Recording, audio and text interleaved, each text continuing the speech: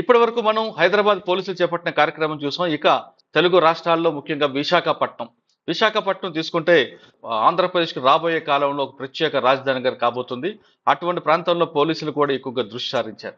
ఇక విశాఖపట్నం అనగానే గతంలో గంజాయి ఎక్కువగా ఉండేది, కానీ క్రమేపీ ఆంధ్రప్రదేశ్లో సెబ్ ఏర్పడిన తర్వాత గంజాయి సాగు పూర్తిగా నిర్మూలించారు విషయం చెప్పుకోవచ్చు. అయితే విశాఖపట్నంలో యువత ఎక్కువగా ఉంటారు, కాలేజీలతో పాటు మాల్స్ ఉన్నాయి, అదేవిధంగా బీచ్ రోడ్ లాంటి ఒక పర్యాటక ప్రాంతం ఉంది. విశాఖపట్నంలో గంజాయికి వ్యతిరేకంగా కానీ డ్రగ్స్ వ్యతిరేకంగా అక్కడున్న పోలీసులు ఏ విధంగా చేస్తున్నారు, అక్కడ ఆంధ్రప్రదేశ్లో సెబ్ డిఐజీ రవిప్రకాష్ గారి సారథ్యంలో, అదేవిధంగా విశాఖపట్నం పోలీస్ కమిషనర్ డాక్టర్ త్రివిక్రమార్ గారి సారథ్యంలో సెబ్ జాయింట్ డైరెక్టర్ శ్రీనివాసరావు గారు ఎటువంటి కార్యక్రమాలు చేపట్టారు, గత 2 రోజులుగా అక్కడ కాలేజెస్ లో యువతకి ఎలాంటి కౌన్సిలింగ్ ఇస్తున్నారు, అసలు డ్రగ్స్ కి వ్యతిరేకంగా ఏ విధంగా కార్యక్రమాలు చేపట్టడమే కాకుండా ఎన్ని కేసులు పెట్టారు, వాళ్ళని ఏ విధంగా అరెస్ట్ చేస్తున్నారు, ఒకవేళ డ్రగ్స్ తీసుకుంటే ఏ విధంగా గుర్తించాలి, వాళ్ళ మార్పు కోసం ఎలాంటి కార్యక్రమాలు చేపట్టారనే అంశం మనతో మాట్లాడడానికి సెబ్ జాయింట్ డైరెక్టర్ శ్రీనివాస్ గారు ఉన్నారు. అదేవిధంగా ఒకవేళ తీసుకున్న తర్వాత వాళ్ళ మార్పు కోసం వాళ్ళని తిరిగి మనుషులుగా మార్చడానికి ఒక ఎన్జిఓ సంఘం కూడా ఉన్నారు. ఎన్జిఓ సంఘం సంబంధించి అక్కడ ఉమారాజు గారు కూడా ప్రస్తుతం మనతో కలిశారు. వీళ్ళిద్దరితో పాటు సరితా మేడంతో పాటు చాలా మంది పోలీస్ ఆఫీసర్ ఈ కార్యక్రమంలో పాల్గొంటారు. ముందుగా విశాఖపట్నం నుంచి మన కార్యక్రమంలో పాల్గొన్న శ్రీనివాస్ గారు, అదేవిధంగా ఉమారాజు గారికి నమస్కారం అండి. శ్రీనివాస్ గారు నమస్తే అండి. ఉమారాజు గారు నమస్తే మేడం. శ్రీనివాస్ గారు గుడ్ మార్నింగ్ అండి.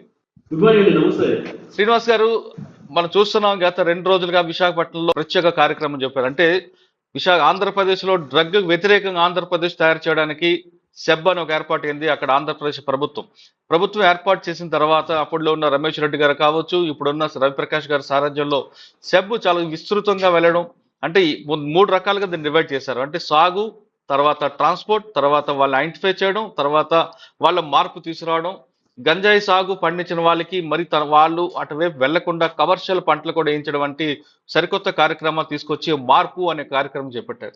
అందులో భాగంగా ఇప్పుడు మనం ఈ రోజు చూస్తున్నాం డ్రగ్స్ వ్యతిరేక కార్యక్రమాలు ఏ విధంగా చేపట్టారు, ఇప్పటి వరకు విశాఖపట్నంలో ఎన్ని కేసులు బుక్ అయ్యాయి, అదేవిధంగా వాళ్ళని గుర్తించడానికి మీ దగ్గర ప్రత్యేక టీమ్స్ ఏ ఉన్నాయి, ముఖ్యంగా చెప్పాలంటే యువత అటువైపు దారి మళ్లించకుండా ఉండడానికి మీరు చేస్తున్న ప్రత్యేక కార్యక్రమాలు ఏమున్నాయండి? మురళి గారు, ఈ ఫార్మేషన్ జరిగిన తర్వాత మీరు చెప్పినట్లుగా ఈ డ్రగ్స్ అనేది అంటే ఇప్పుడు పర్టికులర్ గా ఈ గాంజా డ్రగ్స్ వీటి కోసం మనం మాట్లాడుకుంటే లాస్ట్ ఫ్యూ ఇయర్స్ లో the Andhra Pradesh government very particular in this regard అండి. ప్లాంటేషన్ టైంలోనే మనం చూస్తే ఆపరేషన్ పరివర్తన పేరుతో ప్లాంటేషన్ టైంలోనే వాటన్నింటినీ కూడా మనం క్రియేట్ చేయడం జరుగుతుంది. వారికి ట్రైబ్స్ ఎవరైతే ఉన్నారో ఇంటీరియర్ ప్లేసెస్ లో వాళ్ళకి ఆల్టర్నేటివ్ క్రాప్స్ మీద అవగాహన కల్పించడం, వాళ్ళకి ఆల్టర్నేటివ్ క్రాప్స్ సంబంధించినటువంటి సీడ్స్ సప్లై చేయటం, అవన్నీ గవర్నమెంట్ మనం చేస్తున్నాం. ఈ లాస్ట్ 3-4 years లో చూసినట్లయితే అసలు కల్టివేషన్ స్టేజ్ లోనే ఏపీలో ఈ గాంజా అనేది చాలా వరకు కంట్రోల్ అయిపోయిందండి. దానికి ఎగ్జాంపుల్ నేను చెప్తా. ఇప్పుడు లాస్ట్ ఇయర్ మీరు అడిగారు ఎన్ని కేసులు చేశారు ఏంటి ఎలా ఉందని. లాస్ట్ ఇయర్ మనం చూస్తే 105 కేసెస్ రిజిస్టర్ చేస్తే దీంట్లో నేను సీజ్ చేసిన ప్రాపర్టీ 6,000 kilos. ఈ 6,000 kilos లో 4,800 kilos వరకు అంటే approximate 82% of ganja came from Odisha. After district reorganization, I am openly telling you, after reorganization there is no cultivation in Visakhapatnam city. Of course little bit cultivation ASR district లో ఉంది, దాన్ని కూడా ఈ operation పరివర్తన పేరుతో క్లియర్ చేయడం జరుగుతుంది. The main thing is that the Visakhapatnam city is the transit point. ఈ ట్రైన్ కావచ్చు, బస్ కావచ్చు, అన్నిటికీ ఈ ఫెసిలిటీ ఉండడం, ప్రతిదీ ఇక్కడ డిస్ట్రిక్ట్ రీఆర్గనైజేషన్ అయ్యాక మనకి ఇంటర్ డిస్ట్రిక్ట్ కానీ ఇంటర్ స్టేట్ బోర్డర్స్ కానీ ఇవన్నీ స్ట్రెంగ్ చేయడం జరిగింది. సిటీలోకి వచ్చే లాస్ట్ ఇయర్ 105 కేసెస్ మీరు రిజిస్టర్ చేస్తే సో ఫార్ 6 months లో ఇయర్ 35 కేసెస్ మాత్రమే రిజిస్టర్ అయ్యాయి. అంటే క్రైమ్ రేట్ బాగా తగ్గుతుంది. ఈ గవర్నమెంట్ ఏదైతే మనకు మ్యాండేట్ ఇచ్చిందో, ఆల్రెడీ ఆంధ్రప్రదేశ్ గవర్నమెంట్ మనకి ఇచ్చిన మ్యాండేట్ ప్రకారం డ్రగ్ ఫ్రీ స్టేట్, ఈ మ్యాండేట్ తో మనం ముందుకు వెళ్తున్నామండి. ఇప్పుడు మీరు అడిగారు ఎడ్యుకేషనల్ ఇన్స్టిట్యూషన్స్ లో ఏం చేస్తున్నారని. అయితే గవర్నమెంట్ మనకి ఇచ్చిన మ్యాండేట్ ప్రకారం మేము ప్రతి ఎడ్యుకేషనల్ ఇన్స్టిట్యూషన్ లో అవేర్నెస్ క్యాంప్స్ కండక్ట్ చేయడం జరిగింది.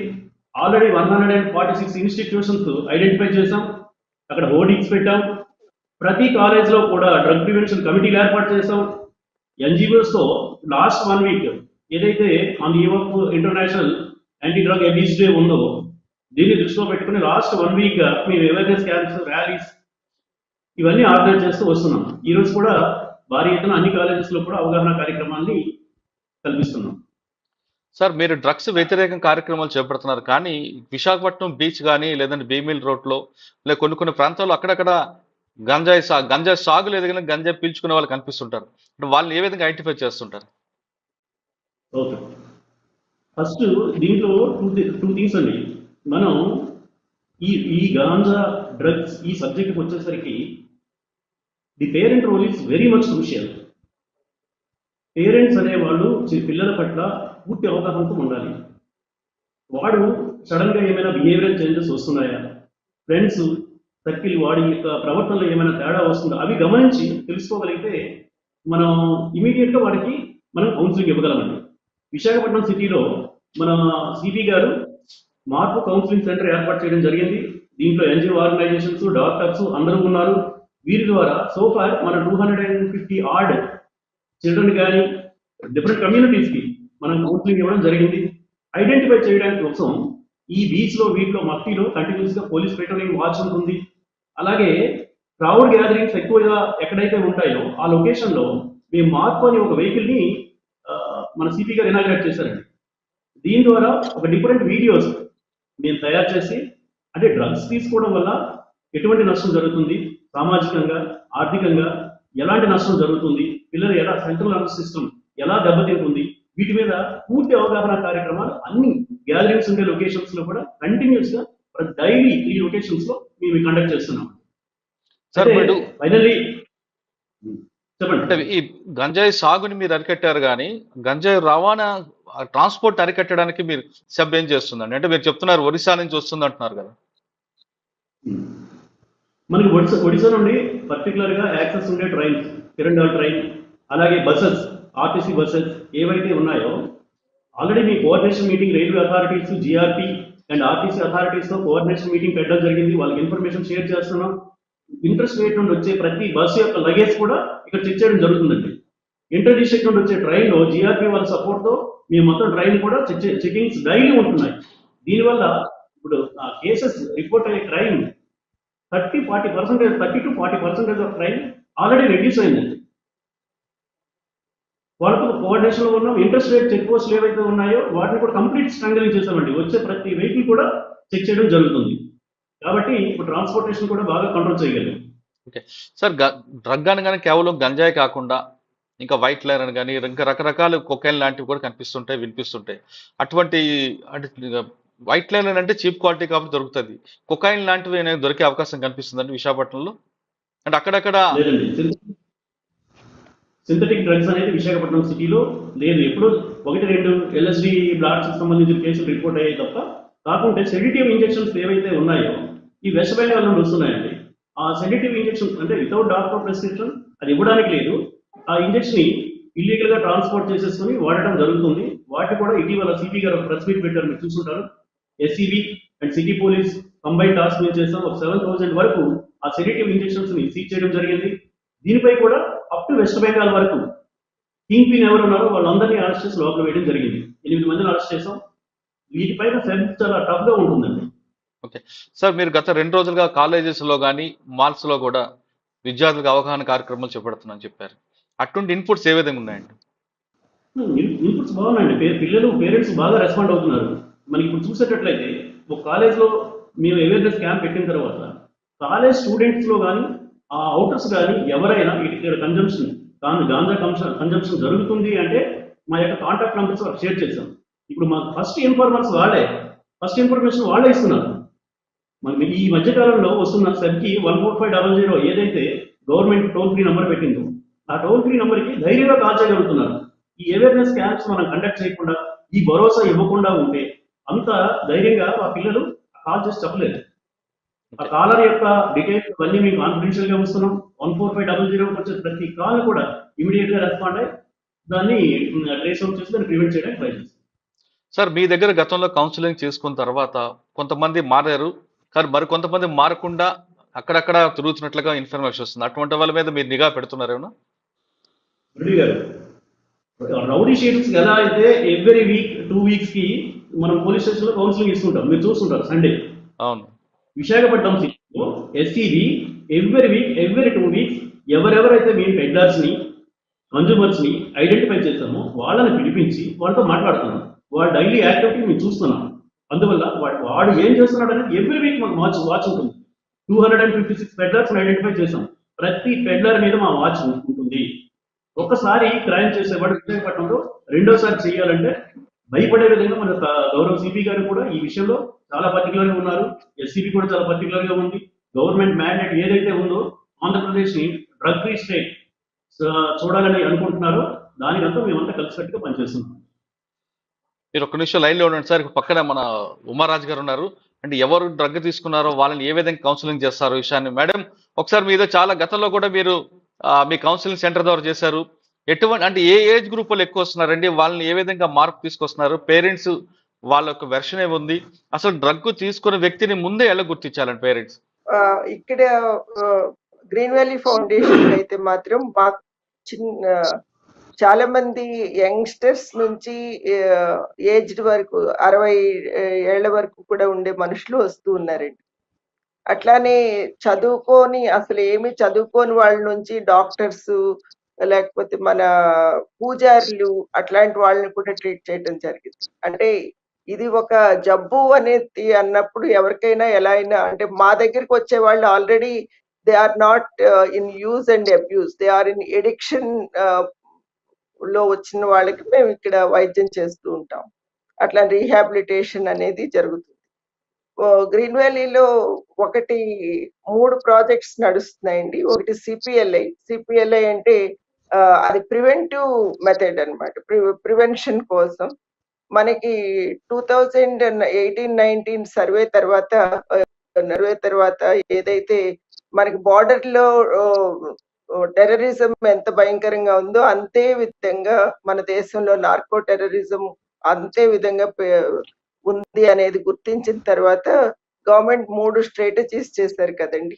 అది ఒకటి రిడక్షన్, మనకి ప్రొడక్షన్ ని రిడక్ట్ చేయడం అంటే వాళ్ళకి దొరకకుండా అరికట్టడం అనేది ఆల్రెడీ అఫీషియల్స్ చూసుకుంటున్నారు. అట్లానే నెక్స్ట్ వచ్చేసి మనకి అవేర్నెస్, మన అందరం కలిసి చేస్తున్న పని అది సోషల్ రెస్పాన్సిబిలిటీలో. ఎవరికైతే third one is treatment and rehabilitation, ఎవరైతే ఆల్రెడీ ఎఫెక్ట్ అయిపోయి ఉన్నారో అది వాళ్ళని మనం చూస్తున్నామండి. That is the one must understand the difference between use, abuse and addiction. Use ని మనం ప్రివెంట్ చేస్తున్నాం, అబ్యూజ్ లో ఉన్న వాళ్ళని మనం కౌన్సిలింగ్ కి ODIC outreach drop in centre లో ఇప్పుడు మార్పు ప్రోగ్రామ్ కి మేము పనిచేస్తూ ఉంటామండి. అక్కడ ఎవరైతే పట్టుపడ్డారో ఇట్లాంటి కేసెస్ లో వాళ్ళని రిమాండ్ కి పంపకుండా వాళ్ళకి ఒక అవకాశం ఇస్తున్నారు, ఒకసారి మారటానికి ఇచ్చే అవకాశం. దాంట్లో వీఆర్ ఆనర్డ్, మమ్మల్ని కూడా ఒక పార్ట్ చేసి మేము కూడా వాళ్ళతోటి కలిసి పనిచేయటం అనేది ఇది చాలా గౌరవమైన విషయం. విశాఖపట్నం పోలీసు సహకారంతో మీరు చేస్తున్న కార్యక్రమాలు ఏ విధంగా వెళ్తున్నాయి?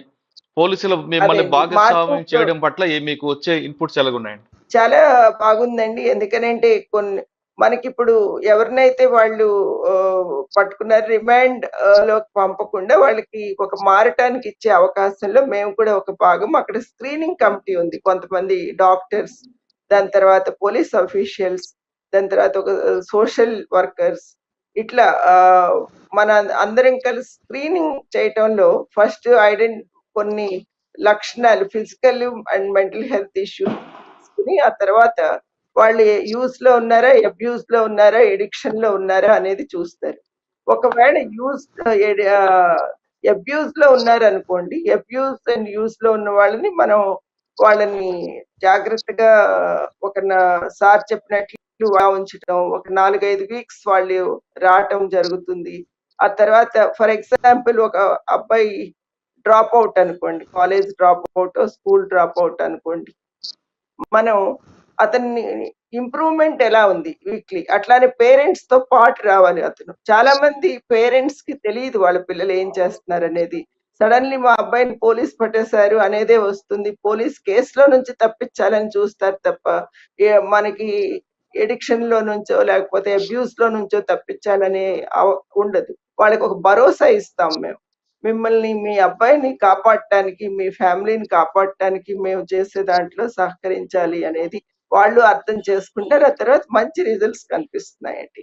ఎవరైతే ఎడిక్షన్ లో ఎవరైతే ఉన్నారో వాళ్ళని రీహాబిలిటేషన్ లో ఉంచి ట్రీట్మెంట్ చేయటం, వాళ్ళని రీహాబిలిటేట్ చేయటం జరుగుతుందండి. ఆ తర్వాత కూడా ఒక 2 years వరకు ఫాలో అప్ ఉంటుంది. ఒకవేళ వాళ్ళు రిలాప్స్ అయితే మళ్ళీ తీసుకొచ్చి జాయిన్ చేసి మళ్ళీ వాళ్ళకి హెల్ప్ చేయటం జరుగుతుంది.